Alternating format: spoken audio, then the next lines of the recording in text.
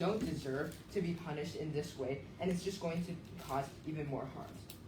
So first, I'll give a model for how our side is going to work, and then I'll give two arguments, a principal argument on what they deserve, and then a practical about mirroring their parents. And our second speaker, Avery, will extend on harmful effects. So first, on how our world is going to look like. The way this works is we're not going to send like the parent to prison. They aren't going to be treated like murderers, right? So instead, on their first offense, they will be fined and forced to have like re-education on how to be a proper parent. And then on their second and maybe later offenses, they will have a probation officer, and in the worst case scenario where they're really abusing their children, they'll be removed from their household the same way it works in our status quo. So what we will do to measure whether children are being spanked is we'll tell children from a young age at school about how they should always report spanking and violence, and how spanking is always wrong in all cases. And this will work as children, they're early, and when they're ingrained with this information, they're likely to continue to do this later in their life. So to verify the violence, we would send like probation officers and check out the child medically. That's how we'll do it. So instead, we will encourage parents to talk with their children and not neglect them, as we think that a lot of the time, the reason why they spank their children and the reason why their children aren't maybe disciplined is because they're often neglected. So now onto my first principal argument about how children don't deserve to be punished through violence.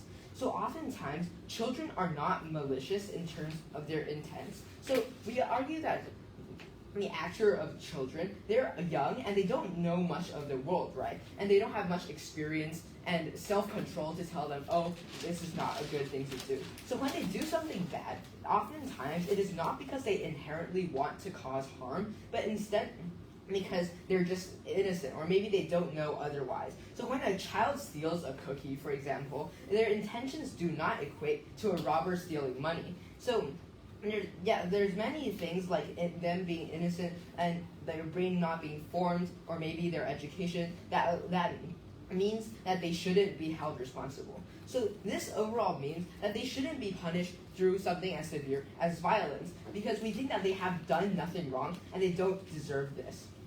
So moving on to our second argument on how children will mirror their parents.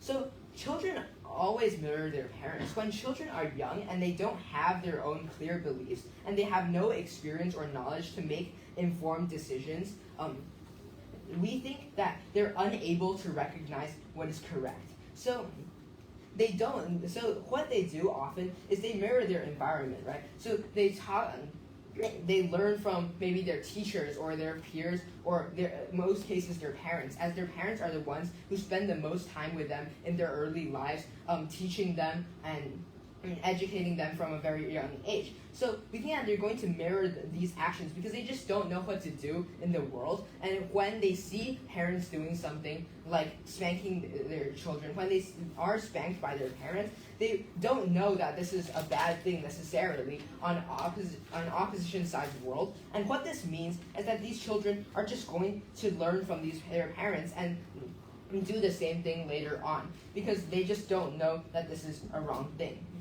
So once their parents do things like spanking, they imbue a sense that spanking is right. And their parents, who have been with them for so long and they believe in and trust, it tells them that they're okay with spanking and having violence in general. So as they have nobody to tell them the truth of what this means, they will continue to grow up to use violence to maybe teach their children or in their everyday life, because they just don't know what is right. So this looks like in the future, maybe with a romantic partner, they will resolve problems by maybe having violence to a certain degree, if this is a severe extent, or maybe just in their life, when they're playing with their friends or when they're at work in the future, they're going to resort to things like violence. But before I continue, are there any POIs?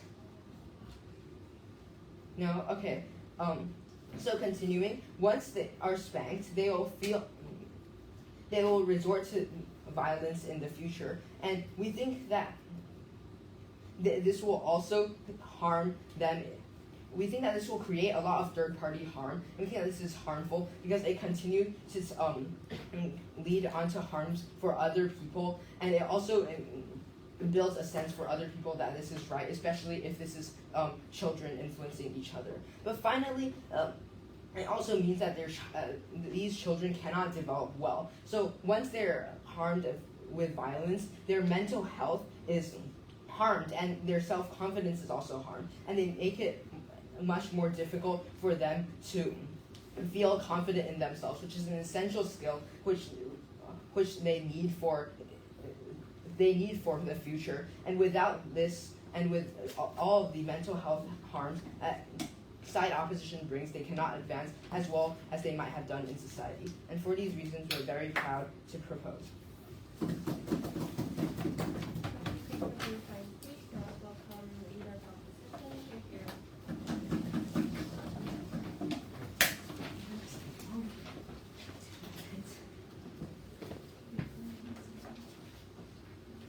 My speech will start in 3, 2, 1. So in the status quo, it is already a crime to spank children until they are heavily damaged, and we should consider the rest of the cast. And the problem in nowadays is that the teenagers' criminal rate is increasing, and public security has always been a problem in this society nowadays. And in our world, we will protect the parents' obligation, which is to take care of their child and grow them into a society person who can survive in this society with a great ability to understanding the right and wrong in everything, and we also prevent from this meaningless policy to be out. We also stand for society with better public security. And for the first argument, I will explain why this spanking, criminalize the parents that spank their children have no effectiveness. And to the risk of offending their privacy to catch parents spanking, you need someone to look out all the time. And even if the kids were able to report, we never know what is true. So if there is a fake report, we cannot understand, because many kids will report their parents if their parents spank them, and we cannot correct, and we cannot check if it is true, and it will make like a turbulence in the society because there's a lot of fake things, and it would be a meaningless policy. Nothing would happen in the world of what the proposition said, cause it's impossible to catch them. People would soon understand that they will never get caught, so the child abuse problem won't be really solved at any time. People will realize that this criminalized parents is actually meaningless. They will feel dissatisfied with the government, thinking that they are not really willing to help them. This also reduces the reputation for the government, which will further decrease the whole society's reputation, and will affect the reputation and lead the society into a worse state. What's your alternative on your side for solving the child abuse and making your government have a good reputation? So we would have to teach the child what thing is right. Rather, we will spank them to make them understand what is right. Because if you just re-education the parents and also making them understand what is right or wrong, it is not really useful, because some child, they are very stubborn about what they are thinking. And so my second argument is the long-term effect of society if we criminalizing the parents that spank the child.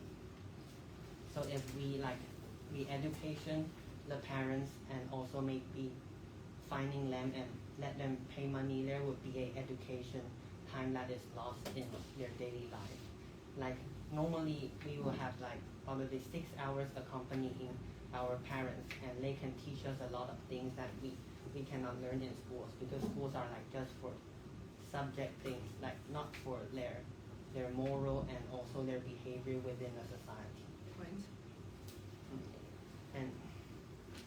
And the education loss will further decrease the country's reputation and also lead to unsafe society where like children are not really know what they are doing if we don't spank them. And it will further lead to society unpeaceful, which has no improvement on current society where the criminal rate of teenagers is actually increasing. And if there is like re-education, the parents have to move their time into re-education rather than working and to increase the benefits of the child. They have to spend time, which they cannot really work. And if it is in a low status, like low, the bottom of the like hierarchy in the society, who will be going to work?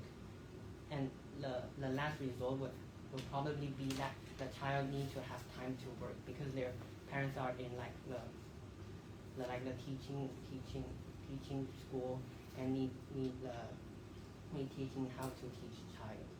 And so overall there is no benefit for the society if we criminalize the parents that spank the children. And also there is also a lot of things that we would need if we criminalize the parents. Like we need to build the teaching parents school, and it also like waste the government's money. And children also need to like they need to survive by themselves, learning how to survive. And this is actually more stress on the children. And in the long term effect that the society would actually like would be more chaotic than before. Like, but if we like spank the children, they will understand what is right, and they might decrease the reports, and they also would let the society become more peaceful. I'm proud to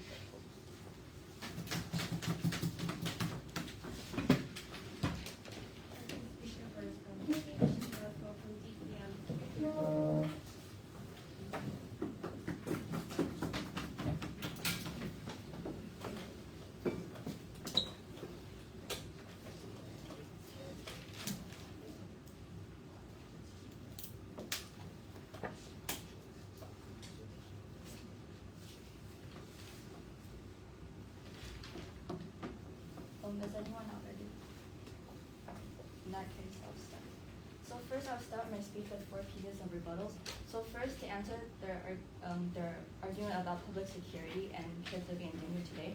So first of all, their stance actually perpetuates violence in society because the cause of violence in society in the first place comes from within the family. The reason why these children choose to solve their problems with violence is because that's what they were taught. From a young age, they were taught that for any problems you have, violence is the answer, because when they did something wrong, their parents always spanked them, and in that sense, their parents hope that they learn the lesson through violence.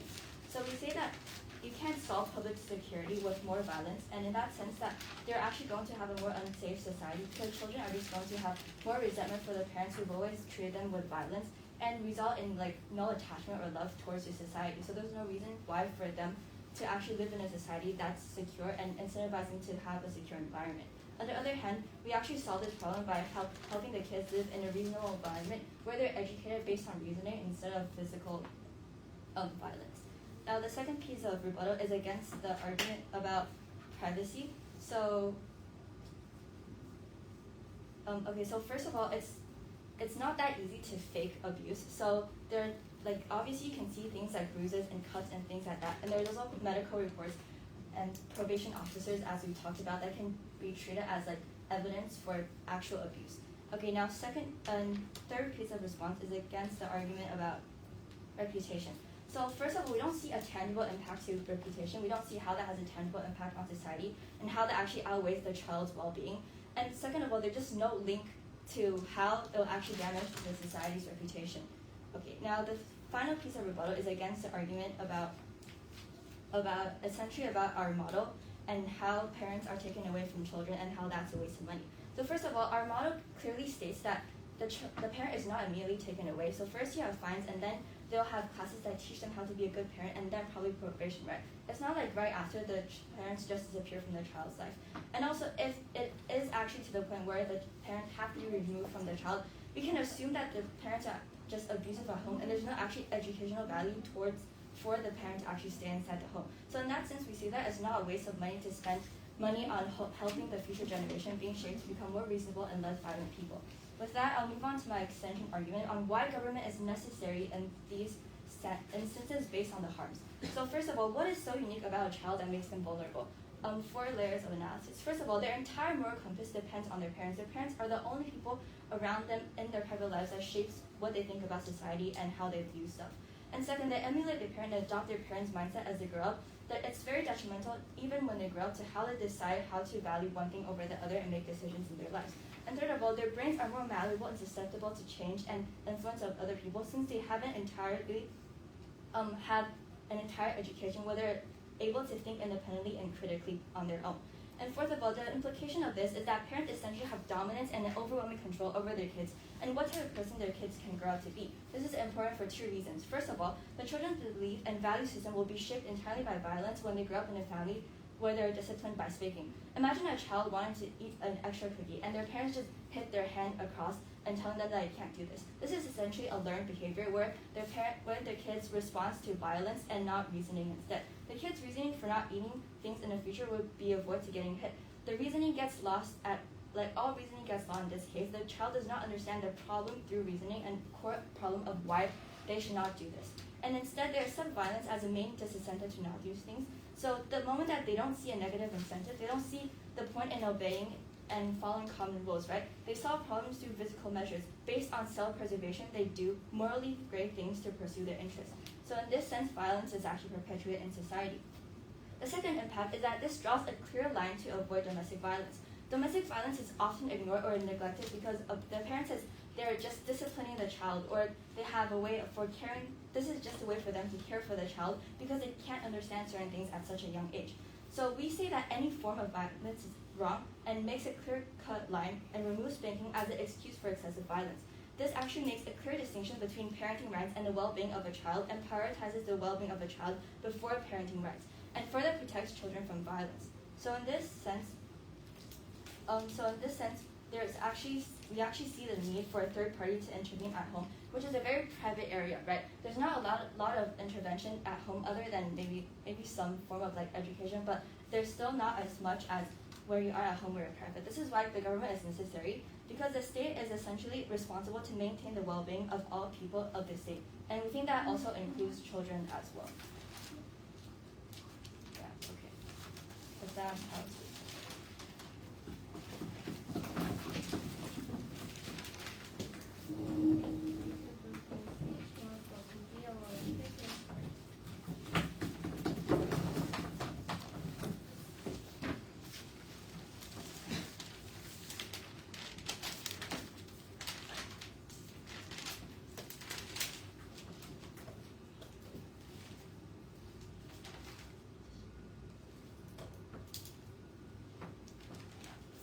I'll start my speech in 3, 2, 1.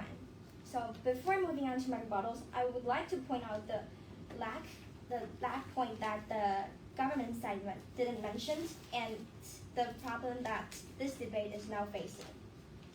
First of all, they didn't characterize how old the children will be being spanked. Like, what is the definition of children? Is it under 12, under 18, or under 20?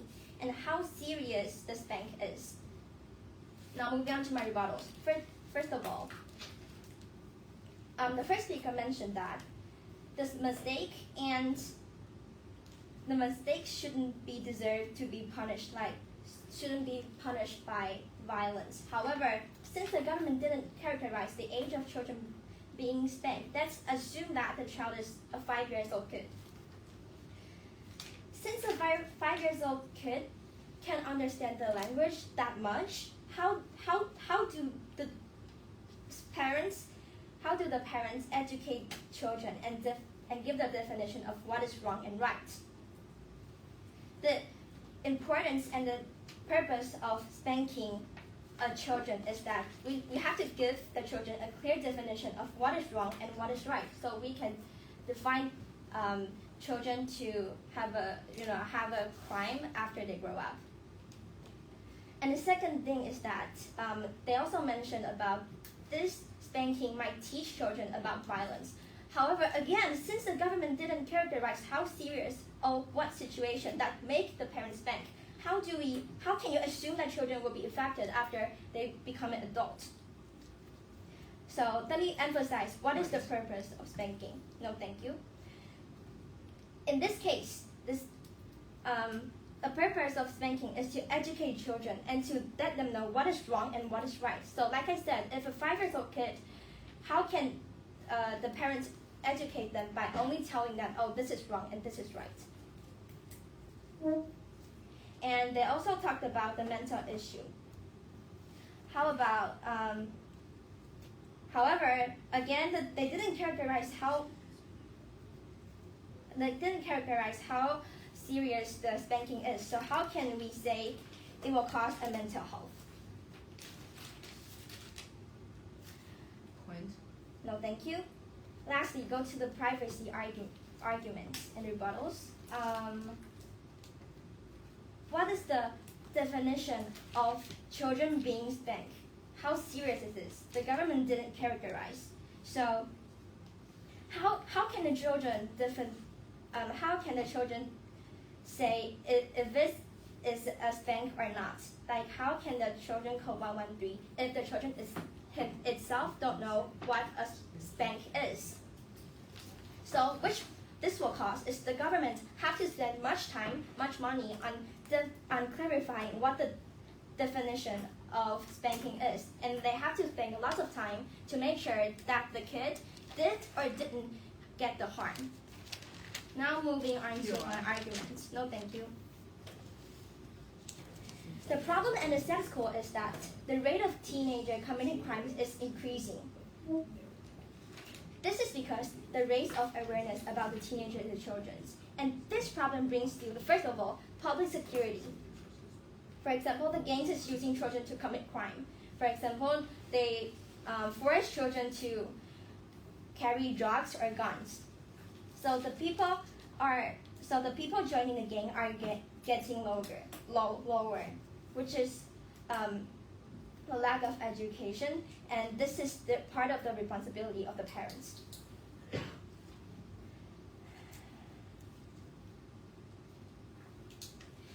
Furthermore, with lack of education, the children will be easily threatened or being tricked. Like for example, the youngsters go to Cambodia, the society has to pay much attention and money in order to save them, which make society problems and international fights.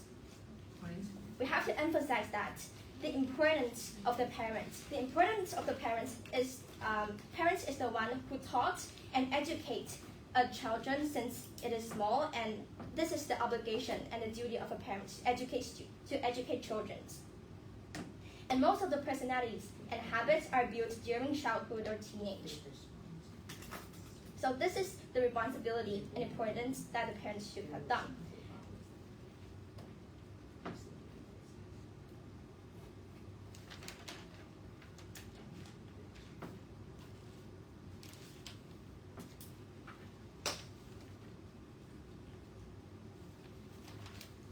So what if we stop characterize parents who spank their children? Like, the educated for the parents will be easier. Like we just said, if we criminalize the parents when they hit or spank a 5-year-old kid, then how can the parents still be educating them? Like, if the 5-year-old kid can't understand the language, how can the parents be educated them? Like, since they don't know the language and since they can't speak or something. So if we stop or don't criminalize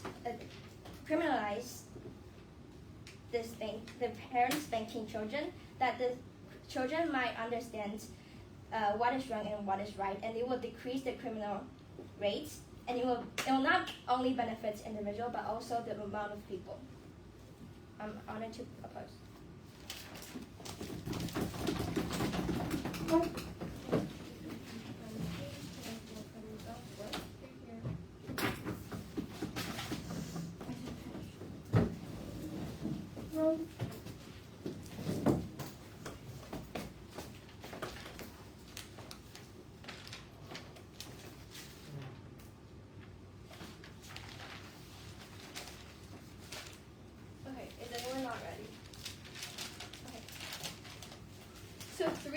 classes of the state. 1, who best teaches children what is right or wrong? 2, who best protects these children? And 3, what is the true root cause of like children/teenagers committing crime? So first, the opposition tries to tell you that corporal punishment, i.e. spanking, hitting, is the only way for you to teach children what is right or wrong because some of these kids are too young to understand language, too young to understand reasoning. That's not true. Like, they give an example of a 5-year-old. Children learn language from a very young age, even before they're able to speak it. They are able to process what is right and what is wrong. And secondly, children can also read their parents' emotions. Parents are still allowed to be stern with their child, allowed to admonish their child, tell them what is right or what is wrong. Hitting is not the only way people learn. Like, my parents didn't hit me. I still learn what is right or wrong. No. And secondly, but through hitting children, you don't actually teach them what is right or wrong. You teach them what they should or shouldn't do, but you don't actually teach them why such a thing is wrong. You don't teach them who they're actually harming, which means that this form of teaching is specified to a case-by-case basis. They might know that it's wrong to steal cookies, but how will they know that it's wrong to steal, like, bananas or something? Because they don't know that it's wrong to steal. It's a in a bit. Case-by-case basis. And secondly, there are alternatives to teach children what's right or wrong. Just simple reasoning or explain to them what is actually wrong with their actions so that they can make better choices in the future instead of just punishing them. And next, we argue that through these types of punishments actually build resentment in the child, which leads to further lash out and intentional rebellion from their parents because the child builds resentment towards the parents as they feel like they're being unjustly punished because they don't truly understand what is right or wrong. So this actually leads to what the opposition was talking about teenager violence and teenager crimes. And next, we also talk about we also give you why violence against children is just principally wrong because children come with good intentions. Most of their wrongdoings are just due to a simple misunderstanding of the world. They don't deserve to be physically abused for this. And second, they're young and they're unable to weigh their actions. So similarly, they just don't deserve this form of abuse. And Alexander also tells you that children are very likely to mirror their parents. Children are highly impressionable people. So if they get spanked time and time again, they will start to believe that violence is justified in a disagreement. So when they grow up, it's likely that they will resort to violence within their day-to-day relationships and even resort to domestic violence within intimate romantic relationships because they don't understand the real reason behind why what they're doing is principally incorrect. And next, the opposition, just a quick moment of clarification. The opposition talks about how we don't clarify what spanking specifically is and the age of children. Actually, yeah, I'll take the POI. How do you know a child is not smart enough to know what is right or wrong? And since you said we've been learning language, how can a 2-year-old kid understand the language?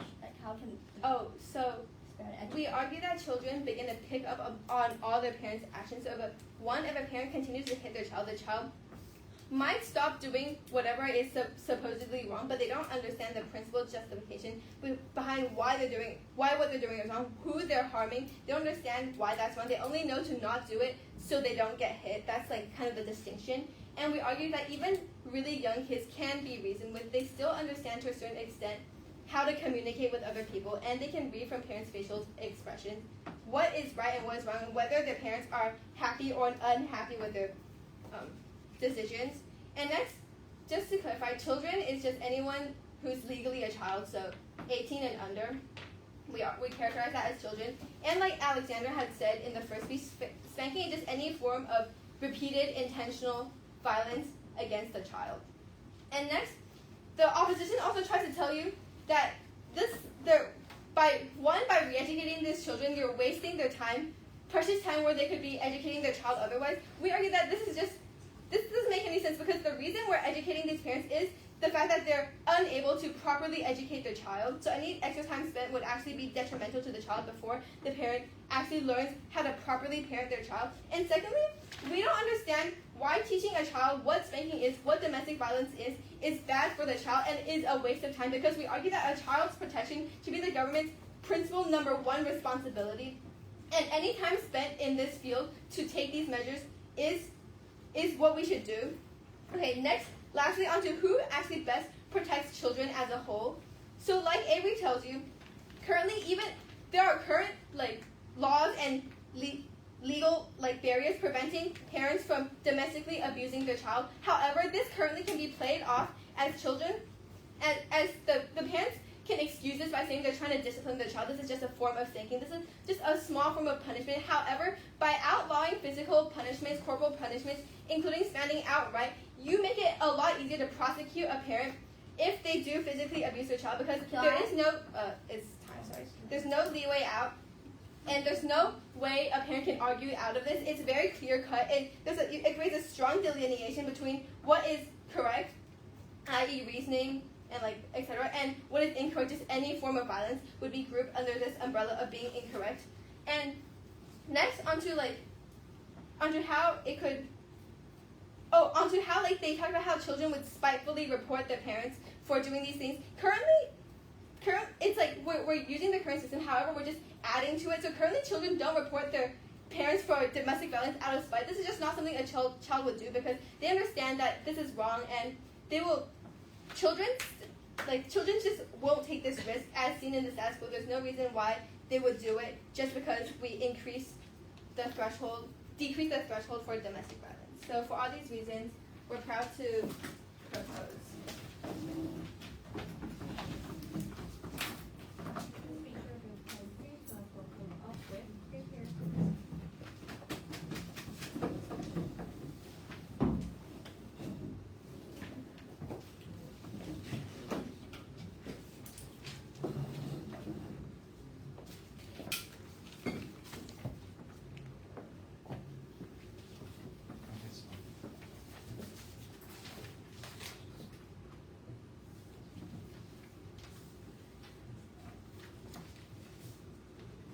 So I'll start my speech in 3, 2, 1.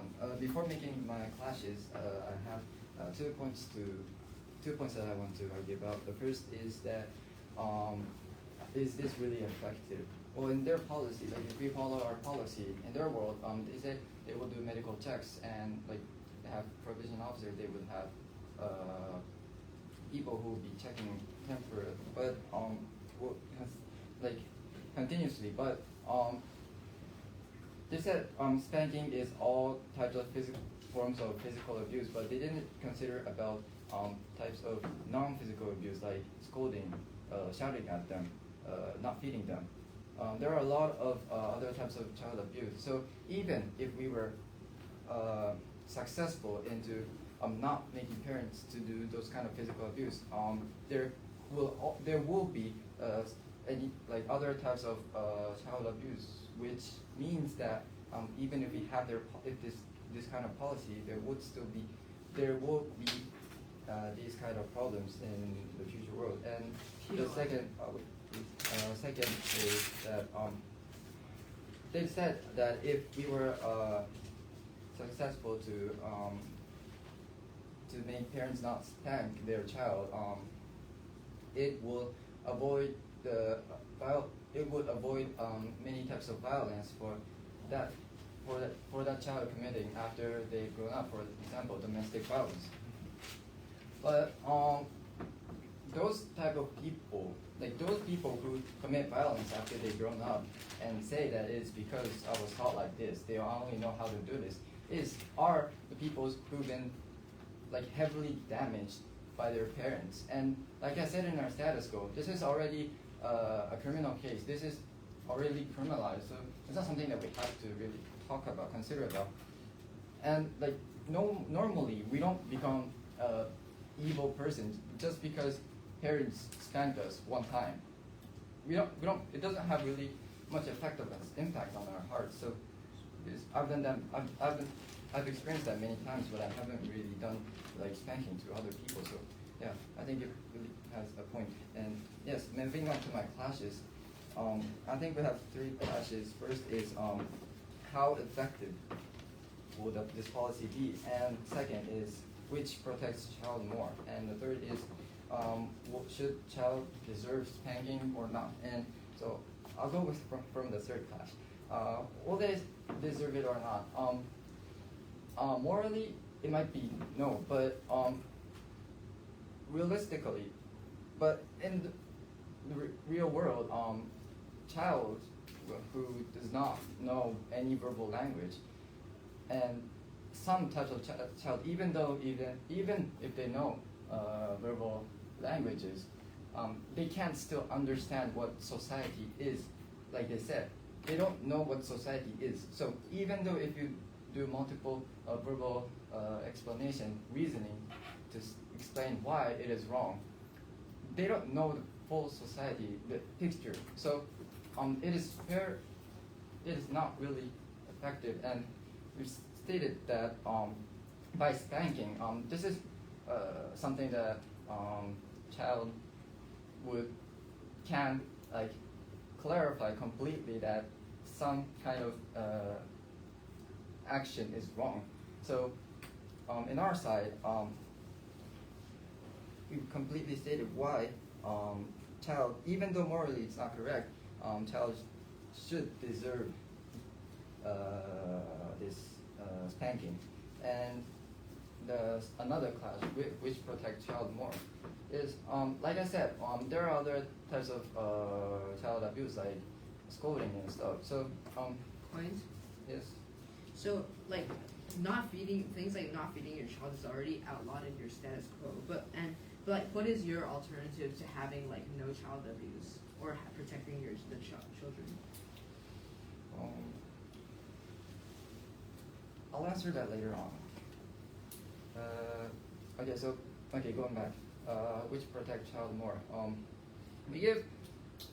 Like I said, we give child an opportunity to find out right or wrong, black or white, okay or not okay. These two answers. And by verbal explanations, there could be a lot of answers, but there are some kind of stuff that can't be explained like that. So by doing those kind of physical abuse, or a light type of physical abuse, I think after they grow up, they would know clearly that one type of action is wrong, so they won't do some kind of mistakes. And the third one, how effective it is. Like I said in my rebuttals, you've stated that this policy, even if this policy is out to our world right now, the effectiveness that it really has is quite questionable. So we can say that the first speaker said that having an non-effective policy is not really good for the government, and also for society. So I think, you're trying to impose.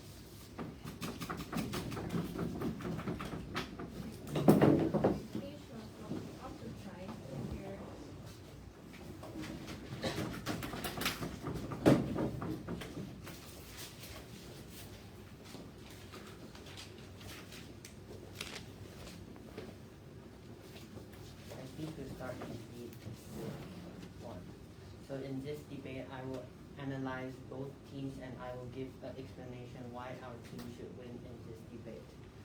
So first, the government is making the whole debate very messy. They didn't really characterize the definition of the children. They didn't really reply on the age, the definition of children, like saying what is their specific age, and also saying they didn't really rebut back our rebuttals that the 5 years old child, they can actually understand the right or wrong from their parents. And so as a government, overall the government has one important point, is that the children do not deserve the spanking because they don't really understand what is happening now, and because of their naiveness and their unsmartness. So this is the whole point, that why we support spanking, to let the child know what is right or wrong. And also there is a lot of unanswered questions in this debate. And the one is that I mentioned before is the children.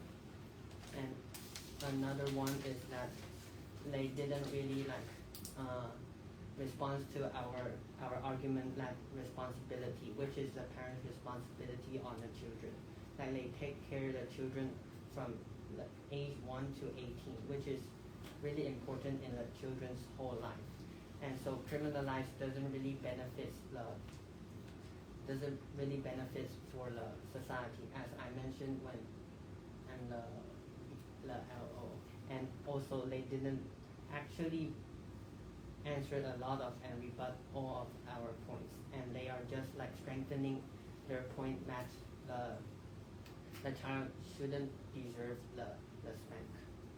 I'm proud to oppose.